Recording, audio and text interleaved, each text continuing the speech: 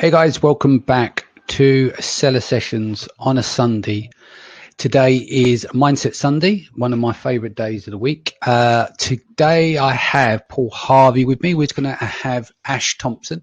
He wasn't able to make it today. I'll go into that a little bit later. Now, this episode is called Staying on Your Feet. And I think this is important to cover in a sense is when you're dealing with health issues and you don't have the full control over these things. So a quick example, when I'll go into more details earlier, I've had to have a nap before this going live. I've gone and had a nap. Then I've had a cold shower to clear brain fog. So when I jump on the microphone, I am compos mentis to a point. I've got a slight bit of brain fog now, but I'm able to communicate. But it's something that I've been dealing with for about 5 years. The same with Ash Thompson, along with fatigue. He couldn't make it today, but Paul's here. Now, Paul, I want you to take up the story because not only do you have fatigue and you get brain fog as well. Tell them, the audience, what else that you're inflicted with as well. Yeah, so pretty much I'm very open about it. So if anyone asks me, I can tell them. But I was diagnosed with multiple sclerosis about 7 years ago. And it's not like a life-changing disease. Unfortunately, in my family, my father passed away from it. And he went from being a fit, healthy man to pretty much a quadriplegic in about 5, 6 years. So yeah, so based on that, I have the same dreams as him. So I was pretty much scared for the worst. So I was diagnosed well before the Amazon journey. So the Amazon journey only added more stress to it. But yeah, over the past 7 years, I've gone through a whole bunch of stuff. And yeah, and it was nice because my father kind of laid the work in place that would work for him, I knew would not work for me or would work for me and vice versa. So at least he did a lot of testing beforehand. Yeah. Well, the other thing that you have as well, which I never knew until the other day, is that you have a speech impediment. And you have to prepare yourself for that. So like we've had you on stage at Seller Sessions, you've been on the podcast, you articulate yourself very, very well. Yet you've got a severe speech impediment that you've been dealing with for a number of years as well.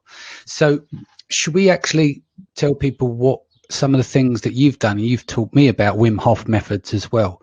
Do you want to go over some of the things that you do in terms of the Wim Hof training, etc.? Absolutely. So first of all, my speech impediment, not many people know this because you are British and because you're not South African, you're not a close friend of mine, I have to continually mask where I speak. I mean, if you were a close friend, I would speak like this. You wouldn't know what I'm saying. Like, listen, as I speak normally. So that's how I speak normally. But and actually, what's funny enough, my whole family can understand me clearly like that, and they don't even realize that I changed the way I speak. But it's one of those things, and with that, it does require quite a bit of immense, I can say, brain power to kind of like focus on what I'm saying to make sure I'm speaking clearly. So with that, pretty much when I was diagnosed with multiple sclerosis, I knew like I saw my father pass away from it. I saw what he went through. And my biggest fear was fatigue. Fatigue is the number one thing because when fatigue sets in, depression sets in, and it's a nasty combination. Yeah. So the first thing I did was I did the one thing my father never did. In my case, he tried every single medicine out there, drug possible, everything. I mean, even from having bees, like sting him on a daily basis, he tried everything. It didn't work for him. So when I was diagnosed, the doctors immediately told me, they gave me a whole list of medication, hardcore drugs, everything. And I said to them, listen, they work for my father, so what chance is there for me? And I then argued with them severely, but then I found my wife. My wife actually found a diet made for MS sufferers that beats it, and it's purely based on just eating healthily, which was crazy. I'm pretty much a vegan now. I noticed that when I became vegan, it's crazy, but like when I became vegan, it took a while, and my wife started with me. I'm still vegan, she's not, but when I started, just the amount of energy boost I got, I mean, it was crazy. And I thought, cool, let me stick it out. And so far now, it's been 7 years, and doctors say to me, I'm just a lucky case in the sense that I'm lucky and I'm beating the disease purely based on luck. I'm like, no, guys, no. Like, my father went through this, and they don't get it. And a lot of it, it's always a lifestyle change. Although vegan is part of it, but lifestyle change was the biggest thing, just balancing every single day our energy levels. That's the main thing. Just going to say some hellos to people in the feed and hold that for and come back to veganism in a moment.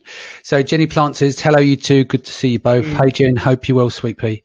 Qasim says, hello, guys. Florin is back. Good morning, boys. Geez, 1 a.m. came round fast. Still hard at work in Australia. Saibi is here. Yo, Danny. And C. Reeves UK is said, hello. So going back to the food thing, like I'm going to be absolutely straight with you. I'm not a vegan. I eat vegan food purely based on the reduction I've had in dealing with brain fog. My brain fog come back with a vengeance about 2 weeks ago because I went to a barbecue and I end up having some meat there, and then I had some chicken the following day. That set it off, basically. It's a number of things that I have to deal with, but I'll make it absolutely clear. I'm not a vegan. I'm just eating a vegan diet based on health issues. Yeah, because I know how militant people can be about veganism and stuff, and I respect that culture. But for me, it's like I eat meat, I love meat, but it doesn't work for me at this stage. So I don't know what, in terms for you, do you practice as a vegan purely based on health issue, or is there more depth to it than that? Yeah, pretty much for me, being South African, we love our braais, our barbecues. We really do love them. So every weekend is a big barbecue and loads of meat, everything. And it's weird for a South African to be vegan. It really is. And like every time I go to a barbecue, I get the piss taken out of me. I'm used to it now. That being said, if I woke up tomorrow and I was just cured free, would I go back to meat? I just don't know. From a selfish point of view, is that I just feel so much healthier not eating meat. So I mean, for me personally, I don't care about the animals. So like, I don't care about anything else. I mean, my wife eats meat; it's all good. But also, the nice thing about being vegan is that you always kind of win the argument, because you must fall back on it. So in that way, it's kind of nice to be vegan because I can always win the argument based on that. But other than that, I don't really care. Honestly, what I find is that find a diet that fits you best. Not one diet works for everyone. What works for you best is ideal. Yeah. Have you got an Ethernet cable there, Paul? Because your internet's dropping just a little bit. Is it? I do, but it's gonna be a bit of a pain. Okay. Is it still dropping? Cool. If you can't do it, it's fine. It's just sometimes you're dropping out. That's absolutely fine. Quickly, Facebook user says, hi, Paul Harvey. Tiff's here. Good morning, guys. And Rob is here saying hi, guys, as well. Let's talk about your rituals that you have to do. Like, you introduced me to the Wim Hof method. I'll go back into my background in a bit, but just to preempt it, part of this conversation, in tens of thousands of pounds I've spent working with some of the best doctors, I feel to be some of the best gut specialists in the US. You can look them up on YouTube. There's a guy called John Brisson who wrote the book Heal Your Gut, and there's also my current consultant Evan Brand, because over in the UK gut specialists are useless. There's no progression there. It's the most complex instrument in the body. There's the gut and the brain axis, which is all part of the same process. I have SIBO, which is small intestine bacteria overgrowth. I have mold, and I'm getting a bit of brain fog now, but I also have Lyme disease as well. And so I'm on a protocol, which I'm off at the moment because the brain fogs come back with a vengeance. But the one thing that no one's ever been able to control, no matter how much money I've thrown at it, I've never been able to turn the brain fog off like a switch. No one's given me a pill, tablet, or anything. It comes and goes, and that's the toughest part of that, is not having that control. But saying that, since I've been doing these cold showers like 2 or 3 times a day, they clear the brain fog. Like, I got a little bit now, and I've had a shower, it's 4:10, 3:45, timed it with this to have the shower and some caffeine so that I'm compos mentis enough on this episode. Does that make sense? Because then in a couple of hours' time, don't matter, the brain fog doesn't come back. But you've got a different affliction to me in the sense that you have fatigue like me, you have brain fog. But with the MS, the control of your body and your hands and stuff, what are the daily rituals are you doing to keep you on your feet? So pretty much for me, I came across. I mean, I've been when I was diagnosed with MS, I didn't actually know much about it. Well, I knew everything about it, but I don't know how to Mm. actually deal with the energy levels. So I had to find ways and methods that works for me. So Yeah. basically, what I do is following the vegan diet. That's the first step for me. It worked really Mm. well. Nothing for everyone, but for me, it works really well. And every morning, if not every morning, we have a good morning. If I can, I would do a few rounds of the Wim Hof breathing, and Yeah. then followed by a cold shower, or I just installed a deep freeze outdoors so I can have an ice cold bath every morning as well. So if Yeah. I can do that, I've proven that actually I've kept a journal on the days that I've done a deep breathing session, deep meditation in the morning, followed by a cold Mm. shower. I can see my productivity goes through the roof on those days. So Yeah. literally, like sleeping late doesn't work because then wake up late and then the brain fog kicks in. Don't have time to actually do like the breathing meditation. Mm. Yeah, like that should be number one. I should do it every single day. But often with us, when we wake up in a rush, yeah, that falls away, and then the whole day is kicked off. And if we just spend like maybe like a few minutes in the morning, it can Mm. change the whole part of the day.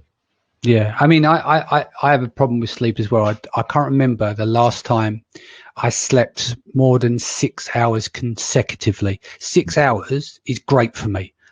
Yeah. 4 to 5 is roughly what I'll put in, maybe 5, but 6 hours is a luxury. And then there's the naps in between, or the meditation, and that's where I was going through stages where you have like the coffees, but then you start burning out your adrenals because you're doing the coffees all day, and then it becomes diminishing returns. So Yeah. this new thing with working out with the using the cold showers and the Wim Hof methods and stuff, this has helped space things out. So I'm down to 1 to 2 coffees a day. And as I said, my timing of my coffee straight after my shower, 10 to 4 before we go live, just to make sure I'm as in my best. I can give my best in that period. Does that make sense? 100%. So what are you doing in terms of you're qualified instructor under the Wim Hof methods, aren't you? Do you want to explain some of the science behind it, like with the breathing, why this works on a cellular level, and the aspect of extra blood flow to the body, the brain, the repairing mechanisms and stuff? So I guess the best way to explain it is the way I came across it. This was probably about 5 years ago. I'd had MS for about a year and a half, and back then I had frequent attacks. And literally, the one morning I woke up and I was blind in one eye.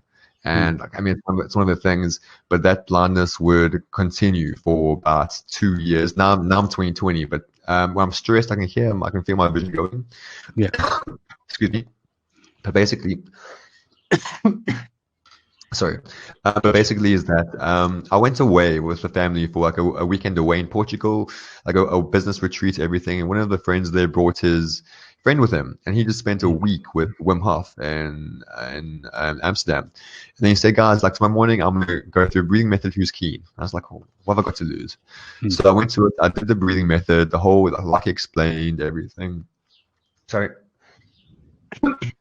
Sorry about that. And then basically I did the breathing method, and then after doing it, I opened my eyes, and the first time in 18 months, I had clear 20/20 vision. It blew me away. I mean, like, I've done everything possible. I even tried some drugs, tried some hardcore steroids, and I never had 20/20 vision. And I was like, wow, what is this? This is crazy. Within about an hour or two, the vision returned. But I'm like, wow, an hour is good enough for me to try something new.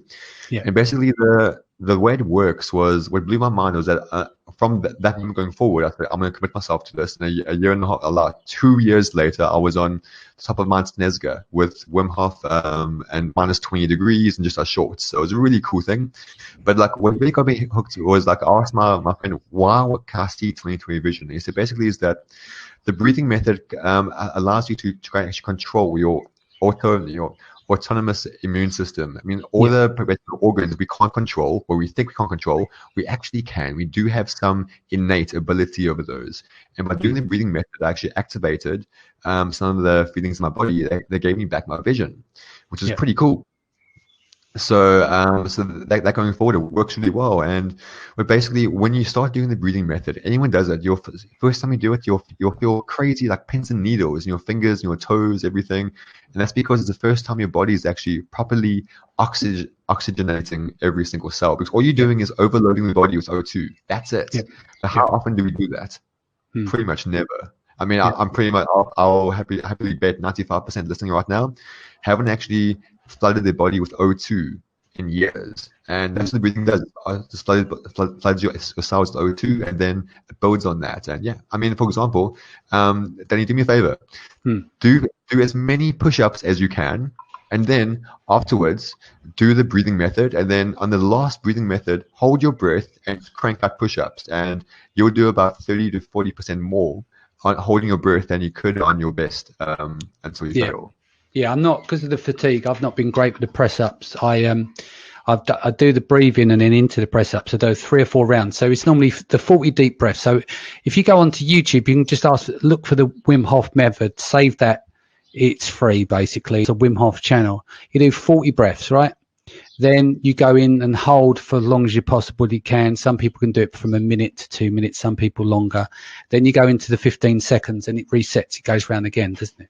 So the way I understand it, it helps with oxidation in the brain as well. So with brain fog, from my understanding, and I'm not anything to do with science, but from research, I find that certain things that crosses the blood-brain barrier, one of those is alcohol.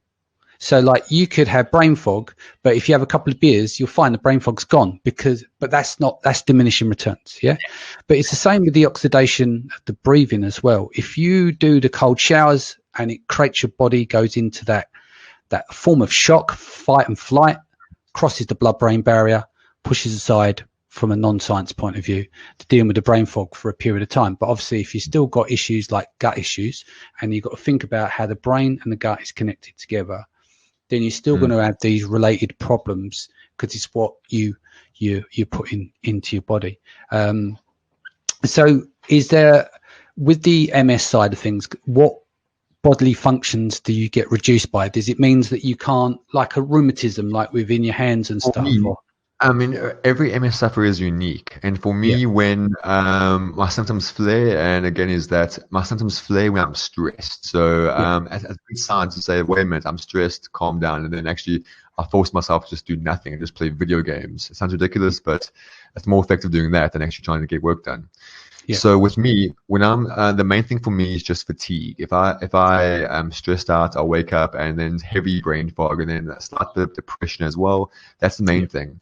Physically, the main thing there is that I have a weakness in my legs and hands, and then I lose my balance. About a few weeks back, I even fell over because I was had a relapse, nothing major. I had a relapse, and I just fell over, couldn't hold myself up, and it varies. I'm lucky in the sense that my symptoms are not getting worse, so it's the same symptoms that I had for years. But if I carried it, if I didn't actually do MS, if I didn't do a Wim Hof method or the whole vegan thing or lifestyle change, no doubt I've been in a wheelchair by now. Doctors still think I'm just an outlier. They don't understand the changes we've made. And the funny thing is, doctors don't believe in me purely because none of their patients can make the change. Purely because they don't understand how big it is. I saw my father go through the world's worst. So like I make the change that are purely fear-based. So that's just go ahead. Yeah, so the problem you've got is that every time you go to one of these quacks, and I've been to dozens of them since 2015. I mean, the worst. I love the NHS, right? They saved my life when I was 15. I was on a life support machine. That's another day. But the NHS and the traditional doctors are the worst, because unless they think like that doctor, and everyone's wrong. If you notice that every time you go to one of these quacks, they have a different protocol, and their protocol is right and everyone else is wrong. So you end up going through these cycles because you spend about a year with these people, burn loads of cash, and then realize you're not getting anywhere. You know, I've had ozone therapy and all sorts. So it goes back to the problem of your doctor, a traditional medical doctor will look at that, who went to medical school 10 years ago. He or she's information is out of date. The progress we're making with issues with the gut is daily, weekly, monthly, not yearly. in terms of strides coming forward. And so what you end up doing is you end up going to see these people that treat outliers or are an outlier themselves because they don't think the same way as the medical community. And with me, there's always a solution. Like if I was to sit down and give up today and go, right, I'm going to live with this brain fog, which is just not in my nature, that's me giving up. But in my head is like, no, I'm going to find the answer to this and we're going to get there. Does that make sense? 100%. And because otherwise you can't have a decent life when you just got to think, well, I'll just manage it. Well, no, I don't want to manage it. What are the symptoms? I want to solve the problem. I don't want someone to give me a tablet to say, take that for the symptoms. I want to know where it starts. Let's go look back to where it starts from. And I think a lot of it also comes down to is your lifestyle, like you mentioned, right? I've been working from home since 2012, sitting in front of the computer, getting a Microsoft tan, 16 hours a day building businesses isn't healthy. We're not designed that. Mother Nature never gave us to do this, right? And so I think over the years you get deterioration. Like in the winter, I won't leave the house for 6-7 days, then get cabin fever and I go, come on, Shell, let's go out and have some breakfast. I'm driving myself mad indoors because you just forget, right? And especially like when it's winter here, this is like before we moved to the village, I wanted to move abroad because I wanted to go somewhere in that sweet spot in France, where it's very close to the UK, where they have less than 300 days a year of rain. But at the moment, my symptoms will be better because I'll go out. We've just been to the beach today, right? I take the dog out on long walks. We're in the country. We haven't got the pylons up. We're doing EMFs and things like that.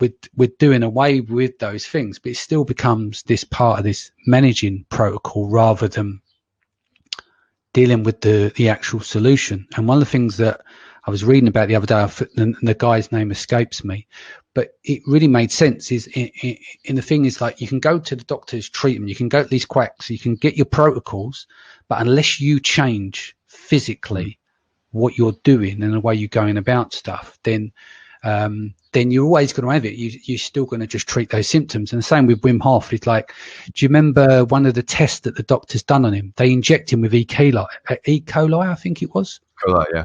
Yeah, and so basically then they'd done a brain scan on him and he physically fought that with his mind and went against the E. coli, and they were astonished. But that's because he's trained his body to go into these things. So this is why you and him can go up fucking Mount Everest or wherever you went in a pair of shorts and some trainers with no top on, because the human body is this terrific thing that we don't push enough. Wim Hof says we're only using 14, 15, 16% of our brain as well, you know? And it's a few things about Wim Hof, right, is that after he beat E. coli, what he did then was that he spent 4 days with a bunch of strangers, I think about 10 of them, and they then got injected with E. coli, and they then beat it also the exact same way he did. And before meeting Wim, because when you meet Wim, like, you know, like, wow, this guy swims on the ice caps, like climbs on Everest, like he's shorts, like he's crazy. When I first met him, I thought this guy's superhuman. And then, like, after actually meeting him, spending time with him, he's not superhuman. He's just a guy that just has a routine every single day he follows that kind of makes him invincible. Like, that sounds ridiculous, but he follows a routine for years, and he has total control of his body. There was one instance when we climbed the mountain. I wasn't there, but I heard about this through other friends of mine over there. They climbed the mountain. It was really, really cold. It was like a hypothermia cold. And there was some woman there that just couldn't deal with the cold. So then he made them literally, like hug him, and then he started breathing, and he warmed his body up. But like, it's crazy. He just heated his body up. He turned his body temperature up. Yeah, and that was crazy, and to a heat of it, to a temperature level which doesn't seem human, but he did it, and he can do it, and then he then taught us how to do it, and like, granted, nowhere near that level, but it's not superhuman. It's just control of your body. It really is possible. It sounds ridiculous, but yeah, it's definitely possible. I've got some more comments here. So Tiffany says, I stand with you, Danny, the same, because she has Lyme as well. Florence says, Danny, we need to talk. I'd love to introduce you to a friend of mine, if for nothing else than to validate if he can help you or not. Adam gives us a thumbs up. Tiff says, Florum would love to hear as well. Same exact issues here. Name hasn't come up. It says, Facebook user, hi guys, brilliant topic. My wife is alternative therapist and believes in stimulate the vagus nerve for anxiety and breathing techniques. Do you have this much research on the vagus, or do you have techniques specific towards this? Jackie says, completely agree, re-looking for symptoms, for the cause of the symptoms, and says, Danny knows I can relate to this post. Lyme patient, firm believer in these things. So, yeah, I mean... Quick thing there about the vagus nerve. So I have a 1.5-year-old, and what's crazy is that when babies are born, they have brown fat. It's a weird thing. It's adipose tissue. It's brown fat in the back of their neck. That brown fat, it keeps them hot and warm. I can take my 1.5-year-old and I can put her in an ice bath. She's cool. If you and I jump in an ice bath, we freeze and we're scared. But because the more we grow, the more we lose that brown fat tissue. But the more we do this breathing, we actually build up and grow. So vagus nerve, all that stuff, at all intermingles. So absolutely is possible. Yeah, it's definitely interesting in what you can learn over a period of time, and how these things start to take effect. Because it goes back to, when we think about older people when they retire, and they tend to die quicker, don't they? They go and sit in their chair, they sit down. And I think once you slow down and your body don't do all those body functions, it becomes against nature. It goes against the opposite. And I think especially with COVID, let's think about the symptoms of a lot of people suffer from vitamin D deficiency. Yeah. And part of COVID, as I understand, is that you can fight quite well if you've got a good range of full spectrum vitamin D, if you're not deficient. So even with me for the winter, I have what's called a Spurter lamp. It's the only FDA approved lamp and it's there you use it 3 minutes every other day so that you can get vitamin D into your body and your organs, etc. But that's not full spectrum. There's nothing quite like going outside, looking away from the sun and capturing the essence there and getting as much full range vitamin D as possible. And as I said, alluded to earlier, is that I could go days without leaving the house. The other thing with that as well, UV lights, right? The double glazing windows, that adjusts the frequency or whatever the terminology is of the light. So that's not even natural sunlight. So it's all well and good having the sun coming in, but through the glass, it changes the shape or the elements. It converts it into something else, which isn't very good for you either. So there's no real replacement. Like working from home is fantastic, but actually commuting, even if it's getting on the train or going to the coffee shop or going at lunchtime and then having to travel home, by doing all of those actions, effectively you're moving about and you're mobile in life like a normal human being. I'll give you an example which scared the life out of me. This was a year ago, I think it was, when working from home. If I'm working from home and I don't leave the house, I looked at the step meter by accident. How many steps do you think when I'm working from home I take? So I've went too, and I reckon you'd probably do about 2,000 to 3,000 when you're at home. 350 steps. Whoa. 350 steps. That's the low end. But when you think you're meant to be getting 10,000 steps a day, that's how fucked up it can be in terms of you sitting in a chair, you're dealing with computers, you're dealing with EMS, electromagnetic fields. I mean, my desk here is earthed. So all my desk is earthed in the sense though, and because of EMFs, I've had all the meters. There's a site online called Healthy House, because they're trying to discover the issues with the brain fog, right? And I've also got this shield that goes over the Wi-Fi. So it doesn't reduce the signal, but it reduces the negative impact on it. It could be just fucking quack science, but when you're dealing with stuff... Is your bed earthed? No, I haven't done that. But I know like Ash Thompson, he's got all the kit. Like we talk about all this stuff, he does 60 million a year and he suffers heavily with with fatigue. And that's why he goes and lives in places like, where is it? Cyprus. See, like now, brain fog. Basically, the tip of your tongue. I'm clicking my fingers. It's because my brain isn't connecting instantly with what I want to say. But this goes back to this is why I built teams. So we had the Branded by Women conference this week. I've had brain fog for, say, 2 weeks. So effectively, my effectiveness has come from being on the phone, on WeChat, WhatsApp, and then the team has been delivering. This is why my businesses will never go dormant, or because I'm not at the wheel. Like, that's why I don't work as well in the business. I work on the businesses. So if I do need to take a step back, or I can't sit there for 6 hours going through spreadsheets, that's fine. There's a team member that takes care of all of that stuff. So that's one of the importance of building something, the fundamentals of building a solid business where you don't have to do the day-to-day on it. So it allows for up and down in situations with your health. Now, it don't mean I can't work. It just means I can't sit in front of the computer hours on end and study spreadsheets and things like that. That's where my brain fog issues come from. I don't get it like I used to, where it gets so deliberating that you're laying in bed for, 16 hours a day because you can't get up, because you can't open your eyes. I mean, if we go back to, I think it was the end of 2018, it was really bad. I was working about 3 hours a day.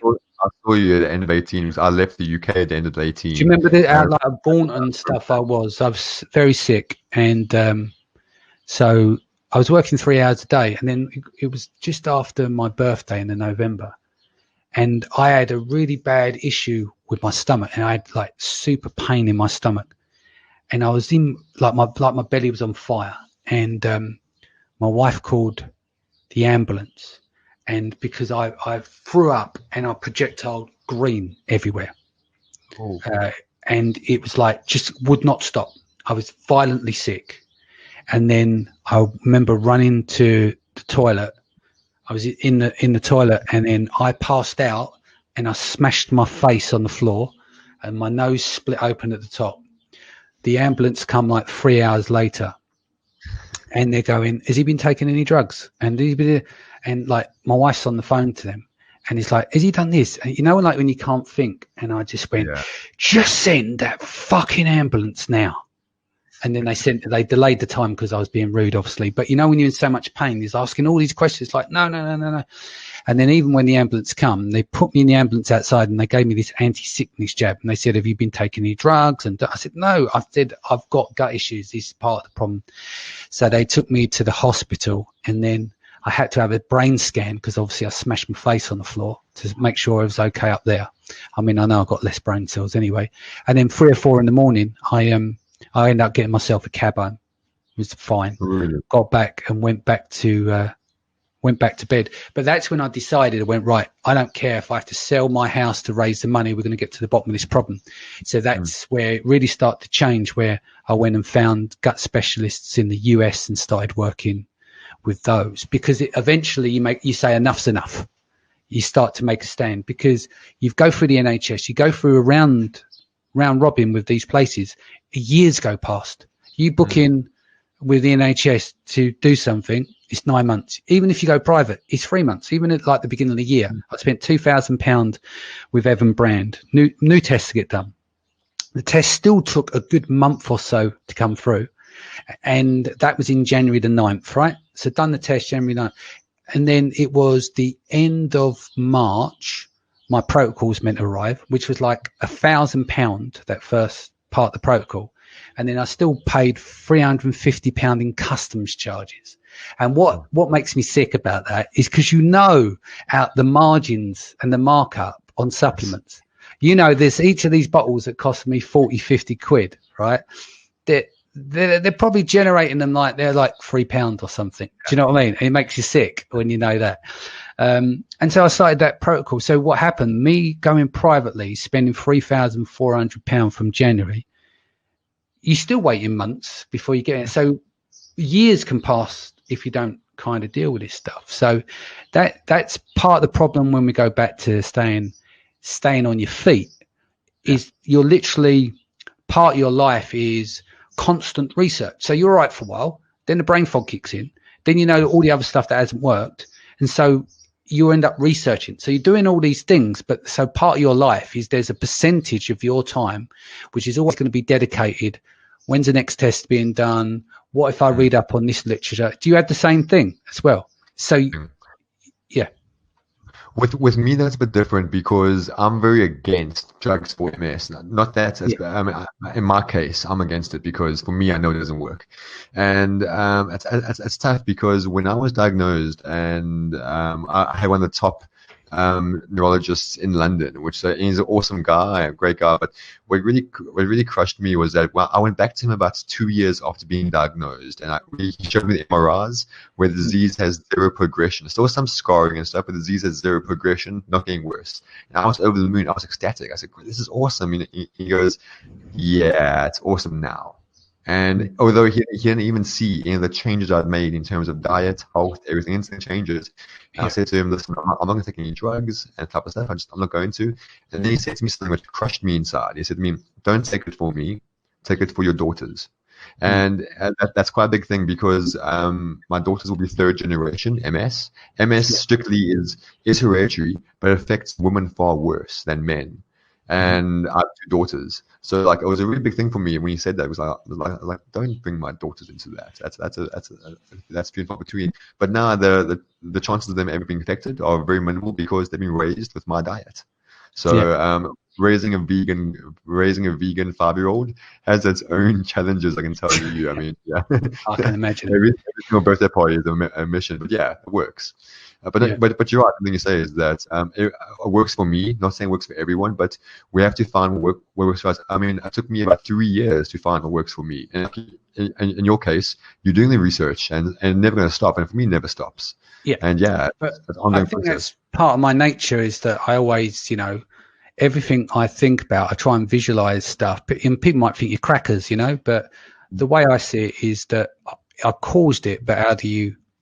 I've caused this somewhere along the line, but where did the cause come from? And how can you eradicate it and, not only deal with it, but clear it up and go. And with the progress that they're making with the complexity of the gut, it may happen in my generation that we get it resolved. Because the thing is, if you don't deal with it, things like what we've got at the moment can lead on to more serious things, right? Things like cancer and things, because obviously if you've got an autoimmune disease, your body's not optimal in terms of what it's doing. Sure. And so that can lead to other stuff. So if you don't try and tackle it and you give up tackling it, what's the next step? Because I can't remember the guy's name, but when he said about being with nature and going outside, he said it starts with, your brain fog, it starts with this, and then you get gut problems and what to cause the gut problem. But if you're out all the time, if you eat proper food, if you avoid all those kind of things, and he said, and he went through this protocol and it made sense, is that you start with these autoimmune issues and then they lead to stuff. Do you see what I mean? Yeah, exactly. Additional thing. We've got some more comments here. Thank you both for sharing your health journey as well. As a Lyme survivor, I can fully relate to everything that you're both talking about. I just also want to applaud you both for everything you do in the community whilst dealing with these health issues. You're both heroes and an inspiration. Thanks. Kindly. See, that was for you there, mate. Matt Parker says, I 100% can relate to this. I collapsed with brain fog and got asked in A&E, so what have you done recreationally? Amazing to know others have been through this. Tiff's had the same thing. I passed out and had seizures. Matt says, Tiffany, I still have blips, but these guys explain there's a light at the end of the tunnel, Tiff. And Tiff says, yes. So I believe there is a light at the end of the tunnel for all of this kind of stuff. I think your attitude plays a massive role in this, and you're discovering all of these different things along the way. And I think if you have a pursuit of trying to find out what's called being curious and never giving up, I think that's going to be the way forward. Because I've had people say to me, Dan, why don't you just accept what you have and learn to live with it? And I said, over my dead body, I ain't going to accept it. I get the exact same thing because with me, I've been told many times that, Paul, you're doing yourself and most importantly, your family a disservice by Mm. not taking drugs, doing this and that. I'm like, guys, if I took drugs, I'd be worse off. Yeah. And people don't understand. And I get the lecture all the time. And that's Yeah. frustrating, but I actually avoid any type of gatherings or MS charities because they're the most negative bunch because they've been dealt and they see it as like a death sentence. There's no cure. There's no way to get around it. So just suck it up and deal with it. And just and then quit your job. Now, I mean, I was told by my doctor to quit my job. He told me I can never do anything. And my goal in life one day is to get my black belt in martial arts, Brazilian Jiu-Jitsu, get that black belt, and then choke him out with it because he said I can do it. That's one of my goals in life. I can't wait to do that. Probably get a criminal record, but we're with it. But yeah, it's one of those things. Yeah. What is here? Tiff says here, it's bullshit. We're not stuck with these conditions, and now we choose to heal ourselves is our business. Yeah. So Tiff's saying the same thing. She's probably had the same thing off people around her to say, like, just, accept it, just live with it. And that's utter bollocks. I don't think you should accept it. Going on what you said earlier about that in 20 years' time, we don't know what we have now can be cured or what. And my daughter, that's 1.5 now, when she was born, we had her cells frozen, that whole, like her stem cells frozen, because we don't know what happens in the future. And having stem cells frozen is probably the best business to be in because now I'm paying a monthly debit order for the next 20 years. I can't get out of that. Laugh. Yeah. That's good business. But anyway, things like that, let's see what happens in the future. Maybe in 20 years from now, I can sell her cells on the black market and make some money back. We'll see. But one of those things, it's always an option. Yeah, I've got a friend, Michelle. She's got a daughter, and she was told that her daughter wouldn't live past 6, 7. She's 15. Oh, awesome. Yeah, that's good. Because she wouldn't take no for an answer. I mean, there's certain things you can't defy and you can't get by it. But I think the mind is very limited in what we're using. But I think you can do a lot, and a positive attitude makes a difference as well. I mean, in my case, when I think of how powerful the mind is, when I climbed that mountain with the Wim Hof and his team, everything, it was like 40 of us minus 20 degrees in our shorts. And I think I was one of 2 people that did not have a six-pack. All the guys there were both like rock hard abs, the type of like alpha males, like huge, big, scary guys, like the most nice guys in the world. And you think, wow, these guys are tough, they're hard. And when we did the climb, what I noticed was that it wasn't. Can I just butt in there quickly? Let me butt in there quickly because you said they're all walking around with six-packs. Six-packs don't win fights. That's a famous phrase in boxing. And you used to be a cage fighter, so you'd probably take them out anyway. Do you know what I mean? So appreciate that. Don't think six-packs are. Yeah, they look good, but six-packs don't hit back. Yeah, exactly. And what blew my mind was when we got to the top of the mountain, what's the first thing you do when you climb top of the mountain minus 20 degrees in your shorts? First thing you do is take a photo. Like that's the first thing you do, take a photo of yourself on Instagram, which is great. But the instructor told us, guys, don't take photos because you're going to take your mind off the danger at hand. And what one guy did was he started taking photos, and then he couldn't feel his fingers, so he couldn't put his phone back. And then he started spiraling, saying, "Oh no, I can't feel my fingers. I can't get my jacket. I can't do this. I can't do that." And then he started getting cold. And then he sat in the snow, which was the worst idea ever. And then within about 30 seconds, he started going to shock. And one of those issues. And like this is a guy that's probably 6'5" and a huge, big, scary guy. And the shows there is that it doesn't matter how big you are, how strong you are, how strong your mind is. He broke his concentration because he just didn't focus. He went for the Instagram photo over keeping focus. Yeah, some things are just fluffy in life that are not relevant. Matt says, mind over matter, it depends on what you want to push through. I got told I had 5% chance of ever walking again. I said, bullshit. I'm not taking that. Since then, I've done 3 half marathons and ignore forums where people dwell in this crap. He's got a good point. I had, I can't remember the exact percentage, but I was on a life support machine at some Bartholomew's, going back to why I'm grateful for the NHS. I was 15 and 3 months. I was working on a building site. 1/2 ton of plasterboard collapsed on me.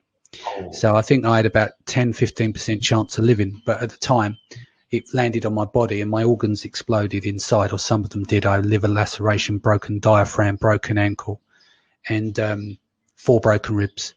And so you'll imagine like half a ton of plaster will collapse, and then your body inside is just going, woof, it's got to go somewhere, right? So kind of internal explosion.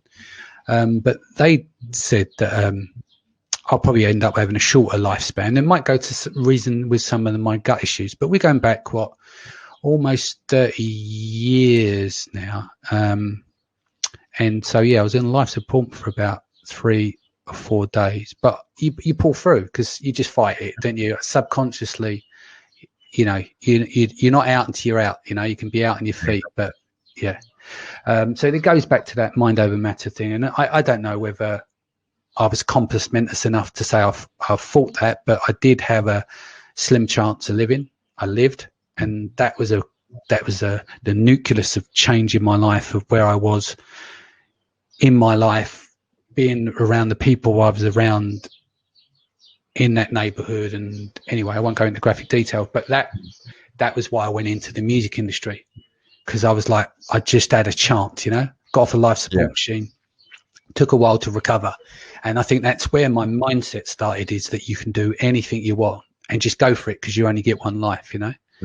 But I think definitely having the opportunity to come back from setbacks and stuff helps validate having a good mindset as well, because when you see the results, I always say, you know, setbacks make way for comebacks, but it does require. And also having such a big thing to make things happen at such a young age is kind of good in a way, because that makes you tougher going forward, and which is kind of a sadistic way of looking at it. But the more life experience you have, the younger you are, the better you are in the long run. I mean, if that happens to you now in your current age, might just kill you, because you might not have the strength you have to beat it, but you built the strength up based on that event. But I think if we're not careful, we've got to look at on a global scale, is that with COVID and everyone indoors, it depends where you live. You know, if you're lucky to live in the countryside or whatever, that's fantastic. But those people that got flats, apartments, live in major cities and stuff, being locked down for, close to 80 days or so, that's not going back to the thing about our health, is that if you're indoors the majority of the time, you're sitting at the computer, you're not doing the exercise, you get into that fatigue element, you know, because like you work a few hours a day and then you get a bit tired, you know. Have you noticed you can, like, because you get fatigue, you can go and have your lunch and then have a doze on the sofa, or you can sit outside in the sun and eat your lunch, and your energy levels are different, aren't they? It's about these habits, you know. Yeah, what I do is I try to make a mission of every morning just do my calls here in my office, and then the rest of the day I'm on the patio with the laptop and working from there. And yeah, although like I'm nowhere near as productive, just by being in the sun, it means I have a good night. Yeah. I think this is Kata, actually. Thanks for sharing. Both Matt and I are survivors, and it's where the business has benefited us the most. It's expensive to stay healthy, and we're blessed beyond belief being able to afford the medical care. This is true. We have a responsibility to raise awareness through these platforms, and thank you, Danny and Paul, for sharing your stories openly. So I think, that's... Sorry, Danny, I just want to brain about that, because you deal with a lot of Amazon sellers, so do I. But I've noticed in my own business and the people I talk to, a lot of Amazon sellers have health issues. That's not saying being an Amazon seller caused them to have health issues, but a lot of entrepreneurs in general have health issues. I think it just goes to territory. Well, that flexibility, being able to work when you want to a degree, especially if you've built a team around you, you're able to take that time out. You know, one of the things, and I mentioned this with Lee ran on the Mindset Show, and a part of the other reasons going back to 2018, and the conversation I had with Ash Thompson, because I'm like, how do I get further along in business? How do you do, you know? And I'm trying to give myself excuses for my health. And I think at that time it was still like 40 million a year. And then I got away from that conversation. I'm like, I'm just making fucking excuses now. If he's got fatigue, he has to deal with all that shit. He's doing 40 million a year. I'm sure I can, you know, drink a cup from the man the fuck up cup and get on with it. And that kind of done it. I'm not nowhere near 40 million, but you know, it's, but having that mindset, knowing that someone equally who's got health issues is able to build a sustainable large business, goes to show, well, if he can do it, we can all do it. But we Exactly. can't have a pity party. We've got to get on with it. We've got to find a solution. We've got to manage the symptoms. We've got to get up, and we've got to just go and do it. But then I would like to ask Ash this, is that maybe Ash can get the chance to answer this. Would he be as successful if he did not have those health concerns? 'Cause a lot of people I think Ash is like, for a better word, he's like our Elon Musk. He's a rarity in the industry, isn't he? I think he's going to do like 100 million in the next year or so. He's definitely a maverick. Former poker player. I mean, he says all this. We've done a podcast with him, The Road to 250 million. When it's time to think big, he thinks big. And he's proven that over and over again. But the fact that he's got a team around him. He's made very good, astute decisions. He's very sharp. He was a poker player, so you don't always see what's going on, but he listens more than he talks, and he's super sharp. No, the reason I asked that was purely because I know some people, entrepreneurs, simply make their business successful out of pure arrogance. They say, I'm going to prove this to work because even though I'm sick, I'm going to prove everyone. And actually, they do a good job of it. That's the only reason I asked. I've seen that people do that, and yeah, maybe so. That's a question for him to ask. I'm only parroting the stuff that's not private because it was already said on the previous podcast, because we did discuss some of his health issues and people reached out to him as well. But he becomes a beacon of, look, you can have fatigue, you can have these health issues, and you have that constant thing, but you can still build a big sustainable business, but you've got to do it in the right way. Sometimes it's about working smarter than harder. Sometimes it's better to sit in your back garden in the sunshine all day and not do any work other than think, and stop and think about what you are doing, and then really analyze what you need to do to go forward. And then some of your best work may come from that. So someone has to step back on the business. So I think sometimes life forces you to slow down. I probably built the team I've got now based on the fact that my health, I sped up that process, because I've spoken to, you've got 7-figure Amazon sellers that are still doing reconciliation of their accounts and stuff. It's fucking nuts when you can pay someone from the Philippines $100 a week to take care of that, Exactly. But I think we get forced into situations and speed up the process to get there. So what do you see going forward in terms of managing your health? And I'd like to get into the speech impediment, if we don't mind. You haven't suffered. I mean, you've gone in and out on the call a little bit in terms of the way that you've been speaking, but you've been speaking on most part clarity. So thank you. How have you been dealing today? Publicly, you're now speaking. What did you do to prepare for that? So today, not much, purely because I've been around the family the whole weekend. So with the family, I can relax and kind of drop the shield, and then with them, I can talk as I do normally. But as soon as I talk to someone like yourself, someone that's not grown up with me, then I revert back to just speaking slowly and clearly. When I used to be a teacher, it was quite crazy. Is that I taught at a school for a lot of kids that were up and down and behavior difficulties and so on and so forth. And what's crazy is that there was one kid there. He was slightly autistic, and he started the school when I did. He was there for years. And towards his last year, he said to me one day, he's like, Paul, why is it you speak to me differently than to everyone else? Because I've been with him for years, I dropped my guard with him. I spoke normally, and he could understand me, and no one else could. And things like that's crazy. So what I do pretty much every day is that I rehearse every single conversation I'm going to have. So when I make a stutter, that's me going off path, off that tangent. So pretty much for me, I try to rehearse everything and try to enunciate every possible word. And also the accent doesn't make things easier. I mean, when I go to a bar and I ask for, can I please have a bottle of ice?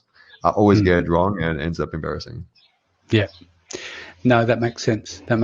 And with the MS side of things, so your daily ritual, you do the cold showers and the breathing daily. Is anything else you add in there, supplementation or anything else? Yes. What I started it basically about 8 months now. I started researching heavily into nootropics because nootropics can actually help MS Yeah. sufferers because it's a whole blood-brain barrier and What that you stuff. So having? Yeah. Have you lion's mane and stuff, or what you think? What you yeah, have? yeah. Because So I've got I a just take cupboard a full of it. Yeah. I just have it. No, no, not a cupboard. I just take a pre-made stack that just takes Right. that. And actually, what I do as well, which is odd, I've now started taking natural sleeping tablets to wake Yeah. up earlier, which is Right. weird. I Yeah. take them to wake up earlier. When I take them, I have a solid night's sleep. I can wake up at 5, 6, actually, Mm. and go to bed at 12 and get 5, 6 hours solid sleep and feel Yeah. better than having 8 hours with no sleeping tablets. And it's natural. I wouldn't advise it, but like I'm actually make my life easier. So Yeah. nootropics and actually but I think tropics. One thing I did read very interesting about it. They said that if you're using willpower to kind of get your shit done, if you're using willpower, you don't have enough energy, then you try every possible way to get more energy, whether it be eating healthier, taking nootropics, Mm. anything, and yeah. I pretty much recommend anything that gets you more energy because if it helps, it's worth it. But obviously, natural energy. Yeah. I mean, as I said, I got a cupboard. I built all my own stacks. I've got anaracetam. I don't have 99% of it. I don't touch. He's sitting there. I've got special powdered form ordered from the US, only for the fact it's like dealing with the brain fog. You experiment with anything legal to keep you on your feet. So my go-to now is adrafinol. And adrafinol converts to modafinil in the liver, but I microdose it when I have it. I don't have it very often, but if the coffee and stuff's not working and I've got a presentation or something to do and I need to be super sharp, I'll take like a tiny dab of adrafinol, which I said when you had that it converts to modafinil in the liver. But there's Amazon sellers out there like literally live off it. They're like healthy Amazon sellers to allow them to power forward their tasks on a daily basis and operate on another level. But I'd prefer, if I can, the cold showers, exercise, eating right. That's my go-to. But when you have to look at all the landscape and see what's available, like some people listening now, go and look into nootropics. I think there's a place called Nootropics Depot, which is in the US. I'm not advising you to have them, but do your own research, But things like L-theanine and caffeine, you can buy them off Amazon for $12.99. Yeah, Which exactly. is a blend of the two. The theanine takes the edge off the caffeine and stuff like that, and I think your body produces L-theanine anyway. But yeah, it's just everything you got to do in moderation. I've not done a show on nootropics. I think it's very personal about people's choices, what they have, because some people actually think they're like, oh, they're drugs when they're not. Yeah, exactly. They're I get that a legal. lot. You buy them. Yeah. So I think it can be like a bit of a contentious topic because people have their own opinions on it. But I think people should be able to do whatever the fuck they want, when they want, and how they want to do it. It's their life. But if that helps you, then that helps you. Cool. Anything else you want to add before we go? Coming up to the hour mark now. I guess for me, I think same for you. I think in our business, and bear in mind, I used to be a former teacher that used to restrain kids. I get spat on and headbutted on a daily basis. That's a stressful environment, and even that wasn't as stressful as being an Amazon seller. As more stressful being an Amazon seller than even teaching those kids. That being said, like saying Amazon's a marathon, it's not a sprint. Don't try to do like 100 hours a day. Just don't. Just section out, do a marathon. Honestly, you'll last longer. I've been here at Amazon since about 7, 8 years now, and everyone should be able to far exceed at least a decade on Amazon if they just start time it right. Yeah. Matt Park says off now. Danny and Paul, thank you for taking time out to provide positive outlook on this topic. We need more of this online. There is no point in having a 7 or 8 figure business if we're suffering daily. It comes down to when we say your health is your wealth. I've said before, like literally, if someone says, here's the cure to your brain fog, I'll give them my house. And then I'll go, no money and get another one. Do you know what I mean? Because money doesn't mean anything to me, but my health does. Like money is the byproduct to the meaning that goes into my life of what I want to do. And if I'm healthy, I think to myself, like if I'm working at 50% now or 40% capacity, what would I be like at 100? Exactly. Do you know what I mean? Paul, could you imagine if you were working at 100? And even more so than that, imagine what Ash would be like. Exactly. He'd be like Elon Musk, wouldn't he? You can imagine him at 100% capacity. So I think we take for granted the basics of health, and this is what, to close out the show, some days for us, you and I, Ash and other people out there, some days just to get on your feet to start. Forget everything else. Forget being tired and anything else and hangovers or whatever you do, and just the basic function of starting the day and having a ritual to start your day, to get on the same level footing as a normal human being, can be tough. But we're not here to gloat about it and be entitled and everything else. This is just, there are people obviously commenting here. They understand what we're talking about, and we're just raising awareness around it, you know? Exactly that. I mean, for example, sometimes I wake up and I'm just super depressed. I don't choose to it. I just wake up. It's one of my symptoms, and that happens. It sucks. Might take me 3 hours to wake up in the morning and get out of bed, but like once I do, it's been a long 3 hours, and that's an average case for me. But like everyone goes through that. Everyone has the issues. Yeah. I think a lot of mental health issues come down to, as well, like depression. People don't realize they've got gut issues. People don't realize they have brain fog, serotonin issues, dopamine issues, all these different things that they don't realize. So they put it down to depression. And so if they fix their gut and they fix their diet, maybe they feel a lot better. Because I think what happens, especially like SIBO, which is small intestine bacterial overgrowth, a lot of that is there's a reduction in serotonin levels, which obviously we need. And then you'll compensate with dopamine, whether that's through coffee, you know, social media and stuff like that, you know, and getting your adrenaline going. But I think there's once the gut gets explored a lot, I think we'll start to see massive improvements as well. Some says here, Facebook user, sorry your name hasn't come up. Thanks for this, guys. Not often talked about, but much need to hear. Health is really your wealth. Tiffany says, just living a normal fucking life is a battle each day. And then someone says 100% depression is the easy diagnosis. Medical professionals, they give you, because they're going to go, right, you're depressed, go and take these antidepressants. I've never taken an antidepressant in my life. Same. I just refuse. Because when I get brain fog and I feel terrible, and that can be deliberating when it's like really bad, I always tell myself, this is brain fog. When you don't have no brain fog, you're just normal. Does that make sense? So that's kind of what gets you. It doesn't make you not grumpy and stuff like that. You just know what it is. So there are people out there that if they're incurring brain fog on a daily basis, they think they may be having depression, but it might be a gut issue that they need to address. And it's one of the hardest things to diagnose. So I think anyone who's suffering from depression should take that into consideration, and cold showers as well. Yes, definitely. Definitely. Cool, mate. Let's end that there. I'll be back here, guys, 4 p.m. BST tomorrow. I'll release the content for the week, just so that you know, by Thursday, it would be the 80th show in a row, including the Branded by Women shows that I was programming all week and we were going live. So I'll be changing up the programming as of Thursday. We're going to run everything from Sunday to Thursday, and I'm going to take Friday and Saturday off and see if I can fix my health in 2 days. And then we come back. What do you reckon, Paul? 2 days is enough, yeah? Yeah. I'm more than 80 days working straight and then take 2 days off. What do you reckon? That's good. You're good, yeah.